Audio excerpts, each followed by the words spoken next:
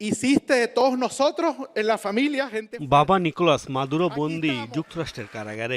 ভেনেজুয়েলার কংগ্রেসে নতুন প্রশাসনের শপথ গ্রহণ অনুষ্ঠানে আবেগ আপ্লুত ছেলে আর্নেস্তো মাদুরো গুয়েরা বাবাকে মুক্ত করার দৃঢ় প্রত্যয় সন্তানের কণ্ঠে। নিকোলাস মাদুরোর ফিরে আসার অপেক্ষায় দিন গুনতে থাকা গুয়েরার আশা শিগগিরই বাবাকে জড়িয়ে ধরতে পারবেন। কঠিন সময়েও অবশ্য দেশের স্বার্থে নিজ দায়িত্ব পালনে অবিচল থাকার ঘোষণা দিয়েছেন ভেনেজুয়েলার এই আইন প্রণেতা। বাবা, তুমি আমাদের পরিবারের সবাইকে শক্ত মানুষ হিসেবে গড়ে তুলেছ। তুমি ফিরে আসা পর্যন্ত আমরা নিজেদের দায়িত্ব পালন করে যাব। দেশ নিরাপদ হাতেই আছে বাবা। শিগগিরই ভেনেজুয়েলাতে আমরা পরস্পরকে জড়িয়ে ধরব, আর তুমি সন্তানদের সামনে থেকে দেখবে। ভেনেজুয়েলা চিরজীবী হোক। আমাদের দেশের জন্য যা কিছু করতে হয় তাতে আমরা অবিচল।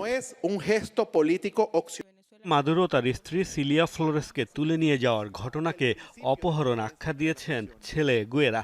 বলেন তিনিও তার পরিবার মার্কিন নিপীড়নের শিকার। এ সময় ভারপ্রাপ্ত প্রেসিডেন্ট ডেলসি রদ্রিগেজের প্রতি পূর্ণ আস্থা রয়েছে বলেও জানান গুয়েরা। তারা নিকোলাস ও সিলিয়াকে অপহরণ করতে পারে, কিন্তু স্বাধীন একটি জাতির বিবেককে অপহরণ করতে পারেনি। ডেলসি, সামনে যে কঠিন দায়িত্ব আপনার উপর বর্তেছে সে পথে আমি আপনাকে নিঃশর্ত সমর্থন জানাই। আপনি আমার উপর ভরসা করতে পারেন, আমার পরিবারের উপর ভরসা করতে পারেন। ভেনেজুয়েলাকে এগিয়ে নেয়া এবং নিকোলাস ও সিলিয়াকে ঘরে ফিরিয়ে আনার জন্য আমরা ঐক্যবদ্ধ।